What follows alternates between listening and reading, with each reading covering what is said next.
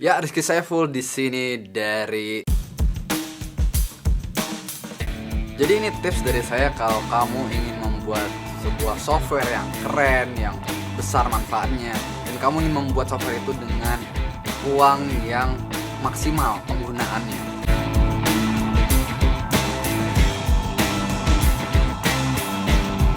Selamat datang di episode ketiga, dan di episode ini akan dibahas kenapa pihak yang punya uang lebih menyukai agile software development.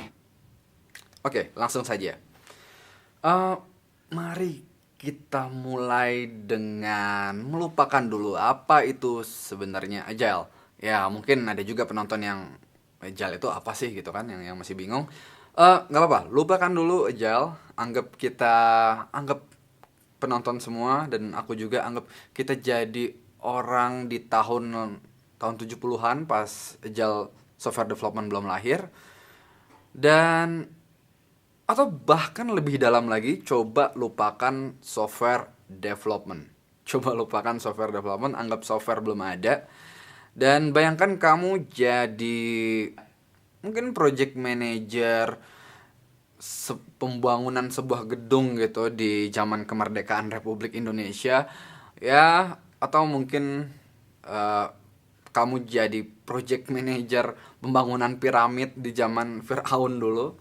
Nah, bayangkan, lupakan agile dan lupakan software development. Bayangkan. Intinya kita semua bisa ada di posisi di mana kita perlu untuk memaksimalkan resource sumber daya yang terbatas untuk kita ubah jadi sesuatu yang besar manfaatnya. Ini generik kan, nggak cuman software development aja yang masuk ke konteks ini. Dari zaman dulu manusia membangun piramid juga udah terkena hukum alam ini gitu. Nah, ya bayangkan kita di posisi itu, dan aku yakin pas kita di posisi ini, penonton, aku, dan semua orang waras itu akan takut dengan dua hal ini. Pertama itu adalah kita takut untuk salah buat. Ingat tujuan awal kita apa?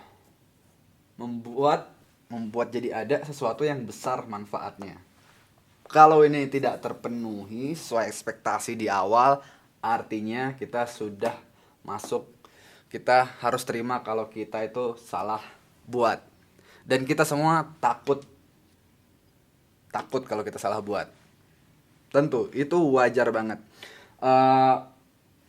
Nggak termasuk di ini nih, besar manfaatnya. Jadi bisa manfaatnya itu ada sih, tapi kecil, nggak seberapa. Atau bahkan mungkin manfaatnya bener-bener nggak ada, nol. Atau mungkin malah sesuatu yang kita buat itu merugikan, jadi manfaatnya malah minus. Semuanya itu kita takut. Semuanya itu kita nggak mau, kita hindari sebisa mungkin. Nah, ruginya apa sih memang salah buat ini? Pertama tentu sumber daya yang keluar secara sia-sia. Dan ini sesuatu yang besar loh.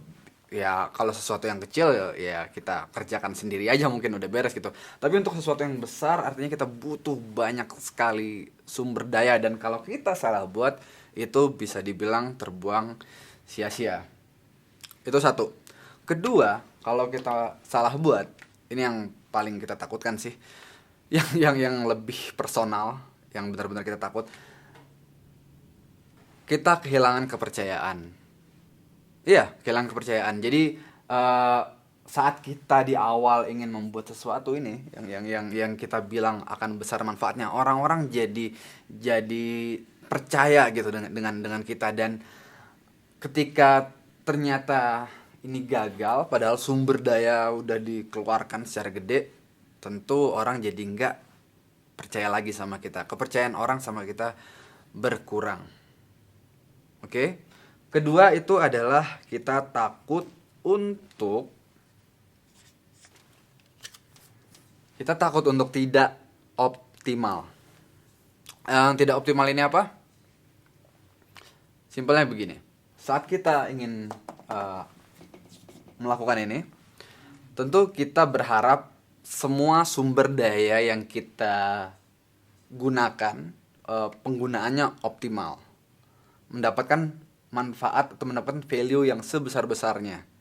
Maksudnya kalau kita menghabiskan uang misalnya 5 juta rupiah untuk membeli PC, kita ingin membeli terbaik, PC yang terbaik dengan harga 5 juta tersebut, dan kita ingin PC tersebut memang benar-benar kualitasnya itu pas dengan yang dibutuhkan oleh pegawai kita yang menggunakan PC tersebut. Jadi nggak berlebihan, jadi nggak ada boros, fitur yang sia-sia, atau bahkan nggak juga kekurangan.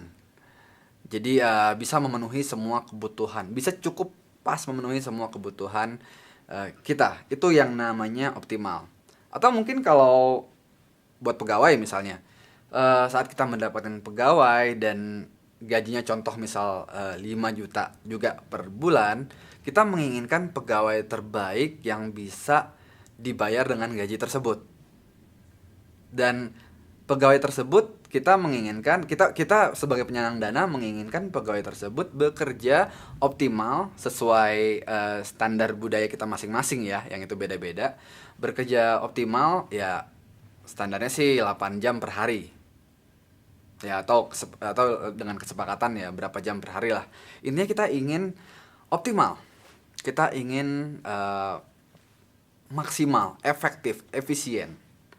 Dan oke, sekarang kita sepakat bahwa kita semua takut dua hal ini. Dan sekarang mari kita balik lagi ke konteks software development. Kita balik lagi ke konteks software development, tapi kita jangan dulu bayangkan agile. Kita bayangkan diri kita ada di misalnya di Amerika tahun 70-an.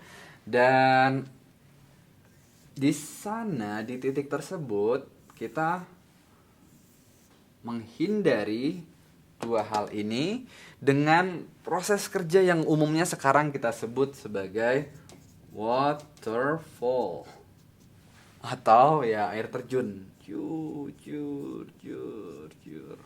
Waterfall meminimalisir salah buat itu dengan melakukan big design up front. Coba desain sebagus mungkin, sekomprehensif mungkin di awal sebelum pembangunan dimulai. Ya sama seperti ingin membangun gedung, ingin membangun jembatan, coba rancang sedetail mungkin sebelum bekerja. Jangan sampai nanti ketika sudah bekerja rancangan berubah. Oke? Big design upfront. Dan terkait tidak optimal, bagaimana caranya agar bisa jadi optimal? Waterfall menyelesaikan masalah ini dengan menciptakan sebuah peran bernama project manager. Dia yang bertanggung jawab atas kesuksesan sebuah proyek yang dia dibuka dan nanti ditutup sesuai prediksi, terkontrol, on time, on budget, dan di dalamnya, di dapurnya semua optimal. Itu karena ada project manager. Salah satu yang dia lakukan tentu berarti planning dan ya jadi mandor lah ya. Jadi mandor para pekerja. Dan oke, tahun 70-an. Mungkin tahun 60-an, tahun 70-an ini nggak jadi masalah. Mungkin nggak jadi masalah karena software nggak rumit. Software nggak terlalu rumit, jadi bisa untuk dibuat rancangannya secara detail di awal, bisa dibuat blueprintnya seperti gedung ya, arsitektur, dan juga karena belum terlalu rumit, orangnya mungkin juga belum terlalu banyak, teknologinya juga belum terlalu macam-macam, jadi ada project manager mungkin cukup. Nah, lambat laun masalah muncul. Jadi mulai munculnya personal computer oleh IBM, Apple, Microsoft di awal. Lalu tahun 90-an muncul internet, software makin kompleks. Dan hal tersebut menyadarkan orang-orang bahwa software sulit untuk didesain secara besar di awal. Kita nggak bisa menilai manfaat dari software dengan desain ini, dengan mockup terus ditempel di sini, sitemap ditempel di dinding, dijajarkan. Kita nggak bisa menilai software seperti itu. Artinya rancangan software 99% bakal berubah di tengah. Karena kita salah duga di awal. Pasti kita akan salah duga di awal. Dan kedua, karena softwarenya sudah penggunaan software itu udah mulai macam-macam ke semua lini di hidup kita, dia jadi nggak terbatas dengan ada internet, dengan ada PC, dan itu membuat kita makin sulit lagi untuk menilai manfaat dari software di awal. Jadi peluang untuk salah buat itu makin besar. Nah, lain sama zaman dulu ketika software itu hanya kalkulator atau mungkin algoritma buat ngirim rudal. Nggak sesimpel itu sekarang. Nah, dengan kondisi seperti itu, lahirlah yang namanya Agile Software Development. Dan ini lahir di era 80-an akhir, 90-an awal. Secara sporadis, software developer yang veteran, yang udah punya banyak pengalaman, itu bereksperimen membuat proses kerja yang ternyata semuanya punya benang merah yang sama, Agile Software Development. Nah, sama, ingat lagi, balik ke awal. Masalahnya itu sebenarnya ini masalah akar dan udah ada dari zaman dulu, bikin piramid, bikin tembok besar di Cina gitu. Udah ada. Dalam urusan menghindari salah buat ini, fokus Agile Software Development itu adalah, kalau di Waterfall big, kalau di Agile itu small design. Bedanya mungkin kekhasannya mungkin kita bisa bilang di sini iteratif and frequent.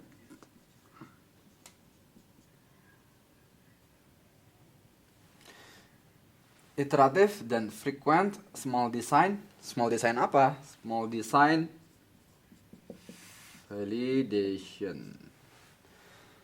Oke, karena ini frequent artinya beberapa kali, artinya small design ini bukan satu desain tapi designs. Small designs validations. Anggaplah kita sama-sama mulai membuat sesuatu yang baru, yang belum ada sebelumnya, dibuat dari nol, dengan Waterfall, dengan Agile Software Development.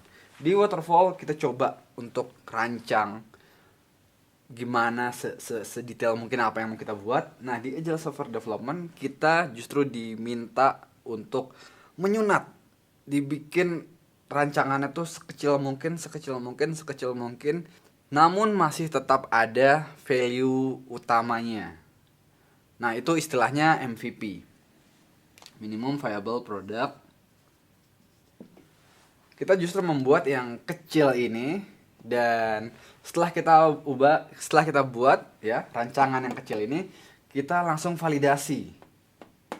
Nah, ini yang kalau di Agile Software Development, contohnya misalnya di Scrum itu salah satu proses di keluarga besar Agile Software Development ini. Apa yang ditekankan oleh Scrum adalah increment minimal setiap sprint. Jadi ada updatean software yang jalan yang bisa dipakai minimal setiap sprint. Nah, itu validation di sini tuh maksudnya itu. Jadi desain itu benar-benar dibuat jadi software dan dites ke penggunanya langsung dan divalidasi bermanfaat, benar-benar bermanfaat atau enggak. Nah, bahkan lebih jauh lagi ada proses yang baru muncul sekarang, itu design sprint. Dia ambil akar dari design thinking, itu lebih tua lagi sih dari Agile Software Development.